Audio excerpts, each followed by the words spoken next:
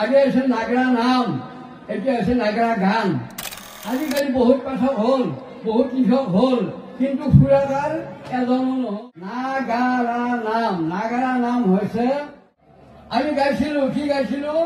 প্ৰিয় প্ৰিয় প্ৰিয় অমৃত গাঁৱৰ শ্ৰী শ্ৰী গোপাল থানৰ বাৰ্ষিক সভা উপলক্ষে যি ভাগৱত আয়োজন কৰিছিল আৰু এতিয়া নাগাৰা নাম প্ৰদৰ্শন কৰা হ'ব। তাত মোক চমুকৈ দুআষাৰ ক'ব দিলে ক'বলৈ থিয় হৈছোঁ। মই আজি বৰ নিজে দুখ অনুভৱ কৰিছোঁ, কাৰণ মই সময়মতে উপস্থিত হ'ব নোৱাৰিলোঁ আৰু ভাগৱত পাঠত উপস্থিত হ'ব নোৱাৰিলোঁ। যাই হওক, মই আপোনাৰ খবৰ সকলোৰে পৰা ধূলি শিৰতি ল'বৰ কাৰণে বৰ আগ্ৰহেৰে আহি উপনীত হৈছোঁ। এতিয়া মোক দুআষাৰ ক'ব দিছে নাগাৰা নামৰ বিষয়ে। মোকতো প্ৰায় 1 ঘণ্টামান সময় লাগে, 1 ঘণ্টাৰ আগত মোৰ পৰা নহয়। তথাপিতো মই আধা ঘণ্টাও নাপাওঁ, 20 মিনিটো নাপাওঁ। মোক 10 মিনিট বা 8 মিনিটমান সময় দিলে খুব ভাল হ'ব, নহ'লে মই নকোৱাই ভাল হ'ব। মই কি বুলি ক'ম? প্ৰভুসকল, নাম শব্দৰ অৰ্থ নমা, নামা, শীৰ্ণত কৰা, শীৰ লোৱা, প্ৰণাম জনোৱা, শৰণ লোৱা, আশ্ৰয় লোৱা।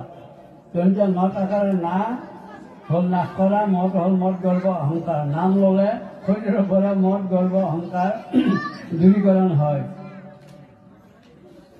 নামৰ মহিমা অপাৰ, নামৰ মহিমা ব্ৰহ্মাই চাৰিমুখে কৈ পাৰ পোৱা নাই। নামৰ মহিমা সদাশিৱে পঞ্চমুখে কৈ পাৰ পোৱা নাই। নামৰ মহিমা অনন্ত সহস্ৰমুখে কৈ পাৰ পোৱা নাই। নামৰ মহিমা নাৰদে বিনা বজা দিন ৰাতি হৰিৰ নাম গায়ো নামৰ মহিমাৰ কথা কৈ পাৰ পোৱা নাই। প্ৰভু ভগৱন্তৰ নাম, এই প্ৰভু ভগৱন্তৰ নাম লোৱাৰ কাৰণে আমাক কোনে উপদেশ দিলে? সেইজনা মহান ব্যক্তি কোন বাৰু? সাংস্কৃতিকভাৱে সমৃদ্ধ মানৱৰ মুখ্যকামী তথা ভাগৱত প্ৰাপ্তিৰ উচ্চস্তৰীয় সাধাৰণ সম্পদ হৈছে হৰিৰ নাম।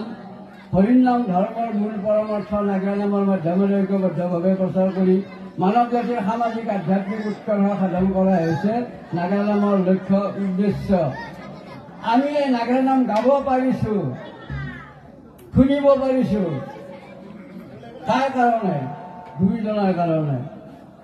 গুৰুজনাই যিটো 14 শতিকাৰ শেষৰ ভাগত, 15 শতিকাৰ আগমুহূৰ্তত অন্যায়, অত্যাচাৰ, দুৰ্নীতি, ভ্ৰষ্টাচাৰ, কুসংস্কাৰ, অন্ধবিশ্বাসে স্থানী ধৰিছিল, তেতিয়া ঈশ্বৰ প্ৰেৰিত দূত মহাপ্ৰবক্তা মহামুনি সি বিশ্ববিজয় গুৰু আমাৰ মাজত আৱিৰ্ভাৱ হ'ল মহাপুৰুষ শংকৰদেৱ। তেওঁ সাম্যবাদ, সমাজবাদ, মানৱতাবাদ, একেশ্বৰবাদৰ দ্বাৰা জাতি উপজাতি সকলোকে একত্ৰিত কৰি এখন অবিচাৰহীন, ব্যভিচাৰহীন, শোষণহীন, নিষ্পেষহীন, আলস্যহীন, বৰ্ণহীন সমাজ গঢ় দিয়াৰ উপৰিও নানা শাস্ত্ৰসমূহ লিখি ঈশ্বৰ তত্ত্ব, আধ্যাত্মিক তত্ত্ব, সৃষ্টি তত্ত্ব, জগতত্বৰ বিষয়ে পুংখানুপুংখৰূপে লিখি জ্ঞানৰ মন্ত্ৰী ৰাইজৰ মাজত বিতৰণ কৰি থৈ গৈছিল।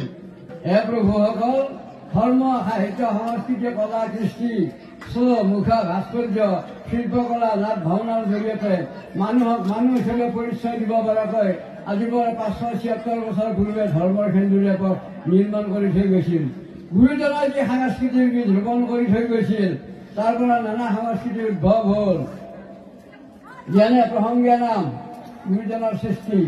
প্ৰসংগীয়া নাম, থিয় নাম, নাগাৰা নাম, দিহা নাম, এক নাম, বীৰ নাম, সবহুৱা নাম, নিশি নাম, ভৰতাল নৃত্যৰ নাম, ৰঙিলী নাম, হোলী নাম, সেউচাবৰী নাম, জোনা নাম, পাল নাম, সঞ্জৰী নাম, আই নাম, আয়তী নাম, জোৰা নাম, বিয়া নাম, নামেই নাম। সকলোৰে লক্ষ্য হ'ল, সংস্কৃতিৰ লক্ষ্য হ'ল ভগৱন্তক ভজাৰ এটা পথ, উপায়। এই সাংস্কৃতিৰ মাধ্যমেৰে আমি ঈশ্বৰ ভজনৰ উপায় পাওঁ, শ্ৰীচৰণৰ সেৱা জনাব পাৰোঁ।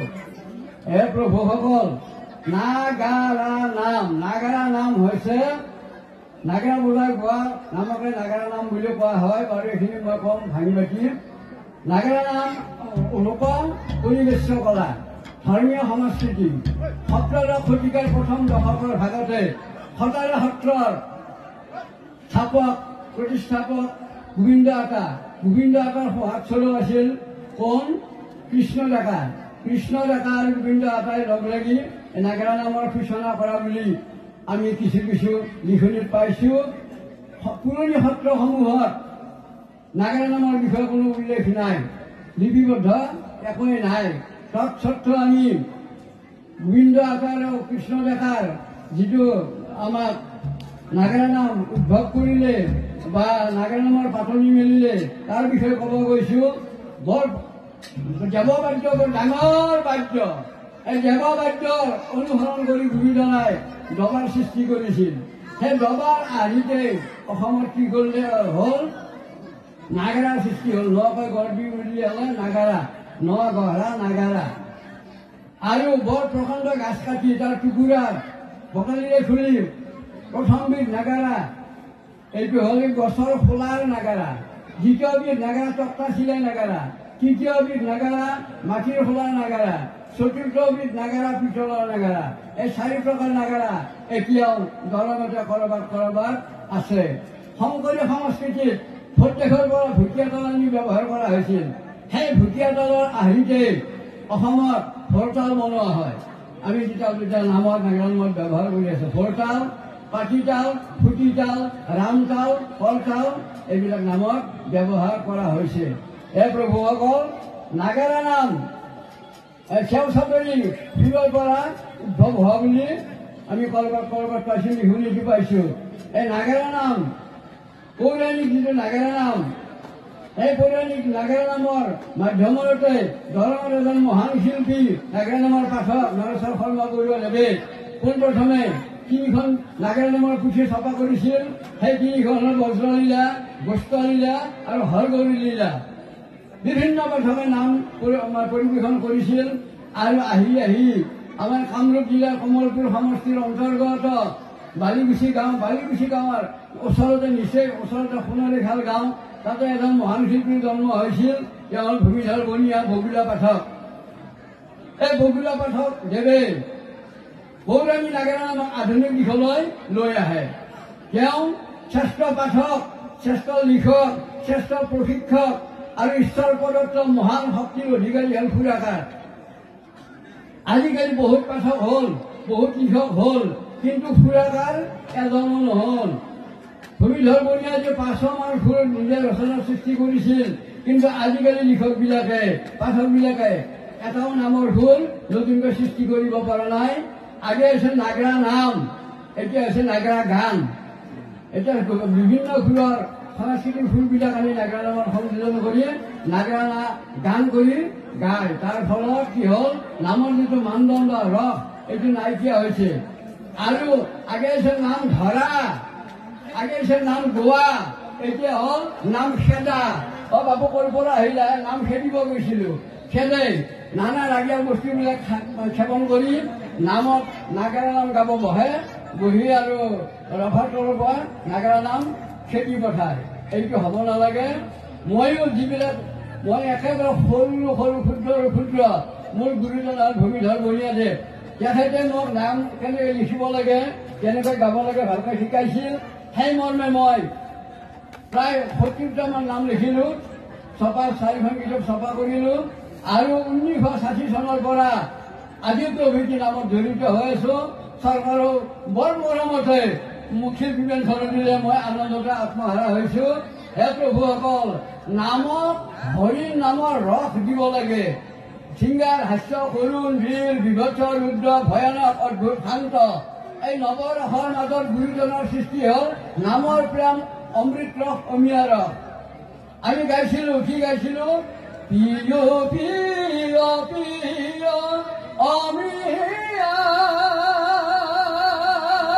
মাধুৰী হৰিৰ নাম ৰাম ৰাম।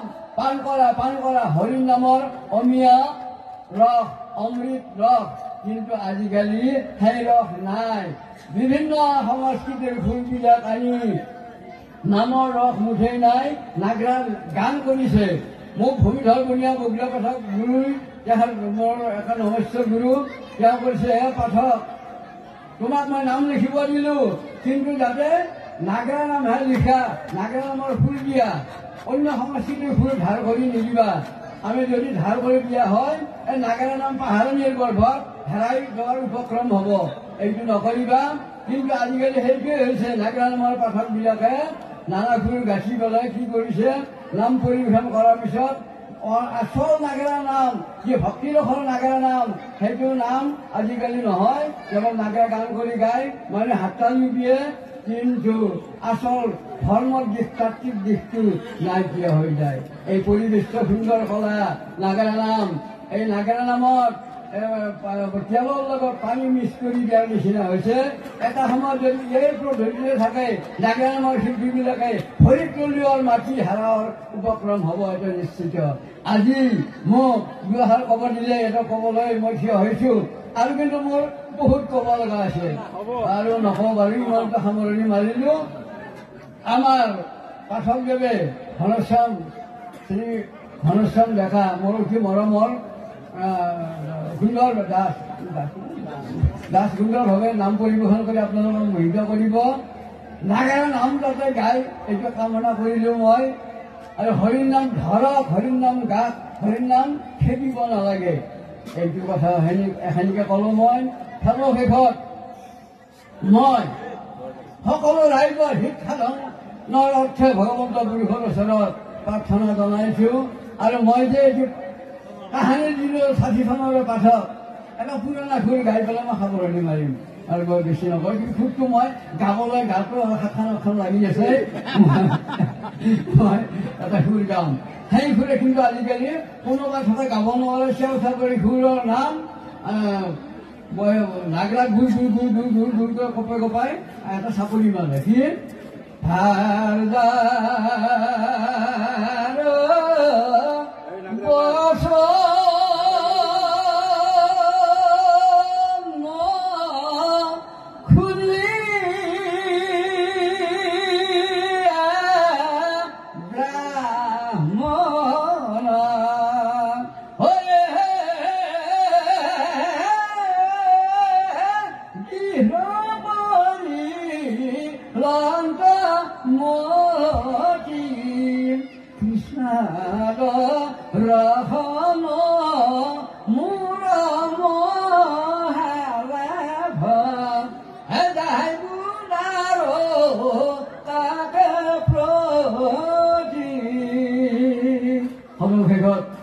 সকলোৰে কুশল কামনা কৰি আনুষ্ঠানিকভাৱে গৰখীয়া নাম উদ্বোধন হোৱা বুলি ঘোষণা কৰিলোঁ। কৃষ্ণ কৃষ্ণ কৃষ্ণ।